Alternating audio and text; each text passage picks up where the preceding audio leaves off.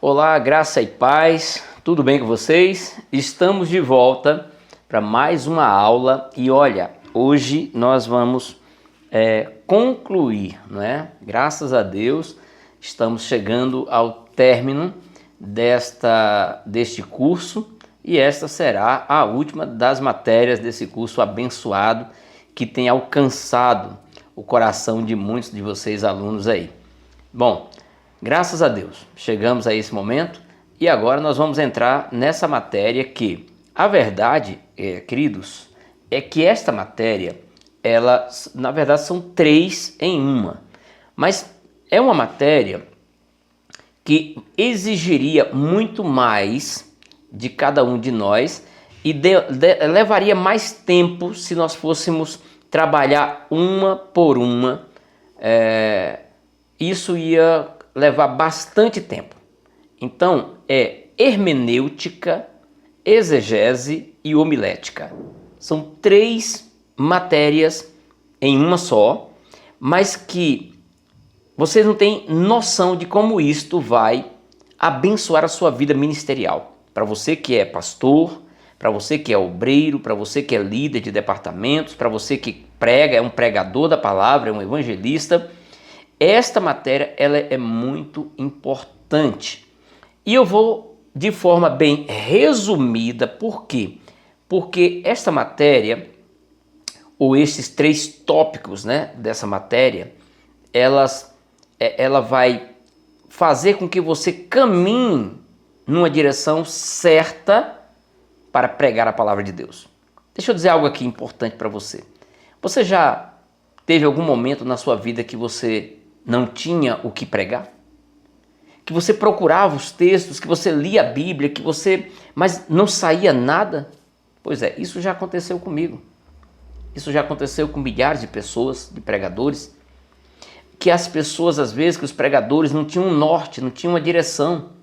Então, para não ficar repetindo o sermão, porque eu tenho certeza que muitos de vocês têm alguns sermões escritos, né? Então, para não ficar aquela coisa cansativa, já imaginou, às vezes o pastor vai para o púlpito e a ovelha fala, eu já sei o que ele vai falar? Então, hermenêutica, exegese e homilética vai fazer com que você se prepare melhor para pregar o evangelho de uma forma eficaz, com eficiência, de uma forma que as pessoas aprendam e permaneçam com aquele aprendizado. Ok? Eu digo sempre que o seguinte, quando eu estou dando essa aula, e não só que a gente já fez, já deu essas aulas já na Escola da Fé presencial, a gente já fez cursos também com as igrejas locais de hermenêutica, homilética e exegese, e uma das coisas que eu friso muito para os alunos, e eu queria que você gravasse isso, o que edifica é o que fica. Então, se o que edifica é o que fica em uma mensagem, você tem que se preocupar com uma mensagem que você quer que fique no coração do ouvinte, ok? Então, na homilética a gente vai falar um pouco sobre isso, porque aqui estamos diante de três artes. A hermenêutica, que seria a arte da interpretação, não é?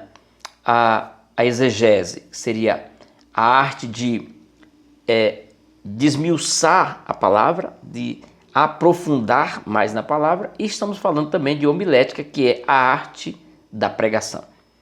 Então, ou seja, a maneira, né? Você já ouviu falar em oratória, as pessoas fazem curso de oratória, aí a pessoa quer falar de uma maneira mais eloquente, de uma maneira mais... enfim, você está sempre buscando alguma coisa ou algum conhecimento a mais para que o que você está ensinando, de fato, mude a vida das pessoas. Então, é mais fácil falar de uma maneira simples do que uma maneira complicada, tá certo? Então, a Bíblia pode ser que para muitos seja difícil ou de difícil compreensão, mas a linguagem da Bíblia, ela é simples. Acho que vocês vão lembrar de Jesus quando veio aqui na Terra, né? Jesus, ele pregava o evangelho simples, de modo que as pessoas entendiam com facilidade o que ele falava, porque Jesus usava alguns métodos como, por exemplo, as parábolas, né? Por exemplo, as parábolas que Jesus contou, que são histórias, né, ilustrativas, que acaba fazendo com que a pessoa compreenda com mais facilidade os ensinamentos da Bíblia. Então eu acho que vocês já devem ter percebido que nas minhas aulas eu sempre conto alguma ilustração, eu sempre estou mostrando de alguma forma o Evangelho de uma maneira, vamos botar aqui, trazendo algumas referências, trazendo alguns exemplos da atualidade, né? E aí com isso, essa pequena introdução, eu começo esta aula falando sobre esse primeiro tópico que é hermenêutica. A interpretação, vamos dizer assim, que a definição dessa palavra hermenêutica, a interpretação sempre fez presente da vida do ser humano. Desde que há consciência, há certo desenvolvimento da hermenêutica. Interpretamos, por exemplo, um jornal quando nós lemos, uma receita de bolo, uma receita da culinária, nós interpretamos, uma conta a pagar, uma literatura, etc. Então, o termo hermenêutico não se refere apenas a uma interpretação bíblica, mas contudo, quando se fala em hermenêutica, muitos têm em mente a hermenêutica bíblica, mas ela não quer dizer só que é a interpretação da Bíblia, tá certo? É algo que você interpreta. Então, hermenêutica, ela se define como interpretação, ok? Então, como é que eu interpreto alguma coisa, por exemplo, no meu dia a dia? Bom, eu estou andando no carro e aí, de repente, eu vejo uma placa, né, sinalizando alguma coisa. Então, olhando para aquela placa, se a placa tem um triângulo, então eu vou interpretar o quê? Eu vou olhar para essa placa, como eu fiz a autoescola, quando eu estava tirando a habilitação para dirigir um veículo, então eu sei que aquele símbolo do triângulo, ele significa tal, ok? Então, se eu vejo aquela bolinha vermelha com o nome pare ou stop em outros países, eu sei que ali é para parar. Eu estou interpretando o que eu estou vendo. Agora, quando eu chego aqui na Bíblia, que às vezes eu leio alguma coisa, mas eu não consigo interpretar o que eu estou lendo.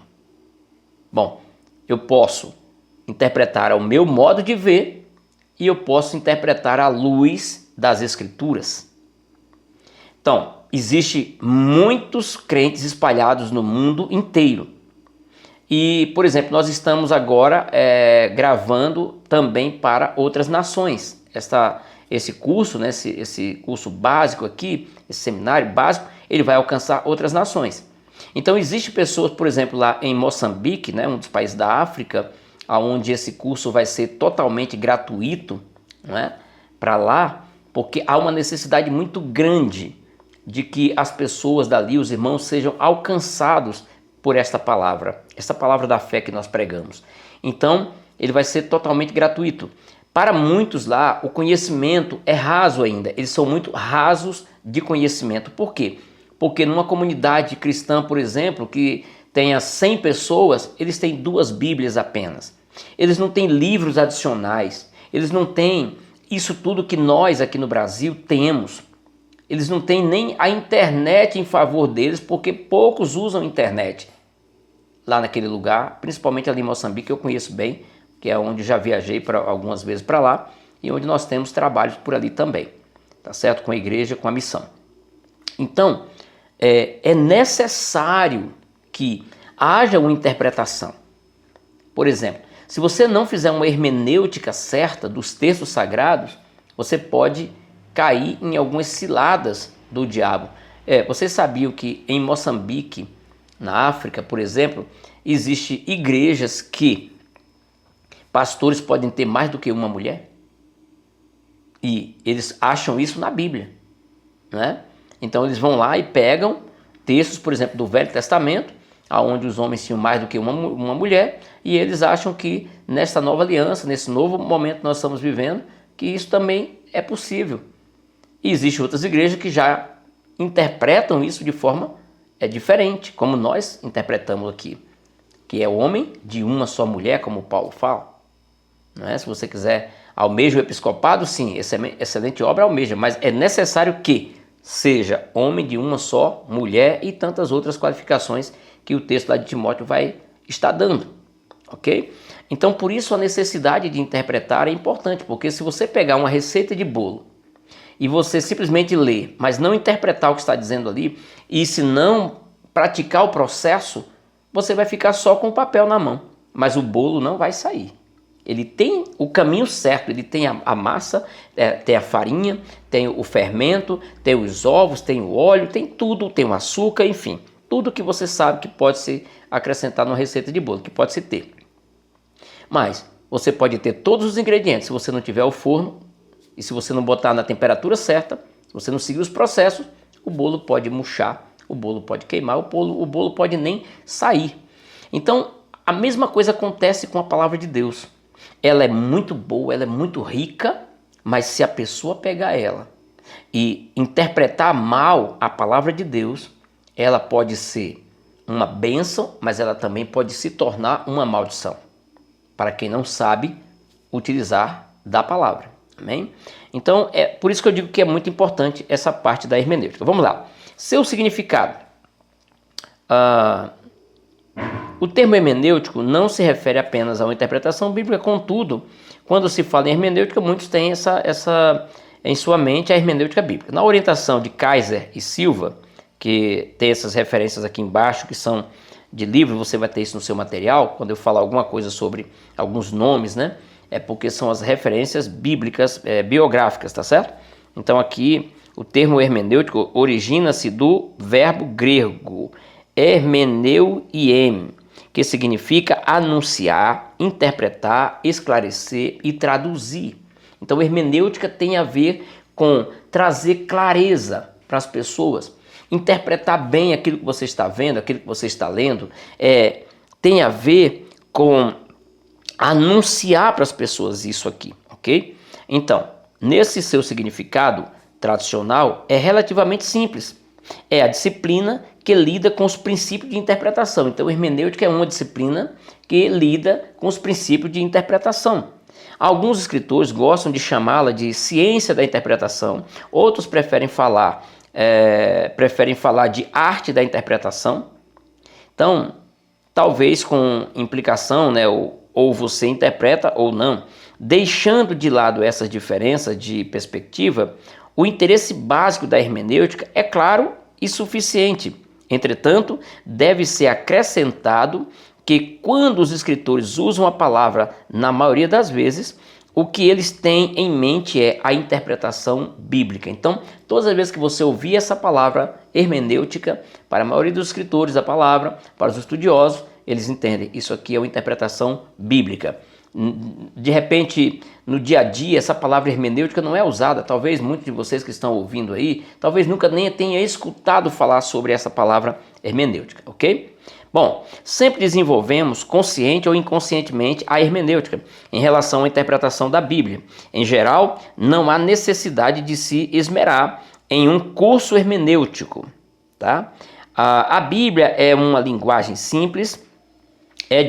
simples que todos têm acesso e podem entender o seu propósito. A Escritura é clara em si mesma e todos os que têm o Espírito de Deus têm condição de conhecer o propósito central das Escrituras. Se você ler a primeira carta de Paulo aos Coríntios, no capítulo 2, versículo 11, está falando exatamente isso, né? Você tem o Espírito de Deus, você consegue entender as coisas de Deus. Aquele que é carnal não consegue entender as coisas do Espírito, mas o espiritual entende as coisas do Espírito. Então nós somos espirituais, você é espiritual, você já recebeu as coisas do Espírito dentro de você e o entendimento delas. Contudo, há uma necessidade da hermenêutica bíblica quando se fala de conteúdos que envolvam o conhecimento histórico das Escrituras, ok? Então o que ocorre aqui? O que ocorre na realidade é que precisamos da hermenêutica não somente pelo fato de a Bíblia ser um livro divino, mas porque, além de ser um livro divino, é um livro humano. O próximo tópico nosso vai falar um pouco mais sobre isso aqui. Estranho como possa soar aos ouvidos esta maneira de olhar o nosso problema. Pode nos colocar no caminho certo. Então, a linguagem humana, por sua própria natureza, é grandemente equivocada. Isto é, capaz de ser compreendida em mais de uma maneira e, se não fosse assim, nunca duvidaríamos do que as pessoas querem dizer quando falam alguma coisa. Então, deixa eu abrir os seus olhos aqui, olha só. Está falando que a linguagem humana, ela é uma linguagem questionável. Por quê? Na maioria das interpretações, eu vou dar um exemplo aqui do Brasil, por exemplo, aqui, dos estados do Brasil, tá certo? Você vai para o estado do Pernambuco, aí lá nós chamamos, eu sou do estado do Pernambuco, nascido no Pernambuco, então macaxeira, né? Eu acho que você já ouviu esse nome, macaxeira. A macaxeira, ela é chamada de macaxeira no estado do Pernambuco. Aqui pode comer normalmente, cozida e tal. Lá, mandioca, lá é uma espécie de macaxeira que é venenosa até, que não dá para comer, aí chama de mandioca. Mas você vai para São Paulo, a macaxeira do Nordeste, do Pernambuco, em São Paulo é chamada de aipim. Aipim. A mesma macaxeira do Pernambuco no Rio de Janeiro já é chamado de mandioca. No Distrito Federal é chamado de mandioca. Em outros estados também, talvez, eu acho que Minas Gerais também é chamado de mandioca. Então veja, o mesmo produto é conhecido por 3 nomes diferentes. E no Brasil existe tantos outros que às vezes tem mais do que 3 nomes para um só produto. Então, ou seja, a linguagem ela muda de estado para estado. Você chega no estado, eu mudei, né? Eu estava no estado do Pernambuco e eu fui morar no estado do Tocantins. E quando eu cheguei lá no Tocantins, dormir é pousar. No Goiás, Tocantins, é mais ou menos isso. Então muda bastante, tá bom? Então por isso que a gente tem que fazer uma boa interpretação e analisar, por causa da forma como nós falamos, né? Nos estados, por exemplo, aí você tem que analisar os significados certinho para não haver confusão, ok? Não haver uma falsa interpretação. Agora eu vou dar uma paradinha aqui para o vídeo não ficar muito longo e a gente volta daqui a pouquinho, tá bom?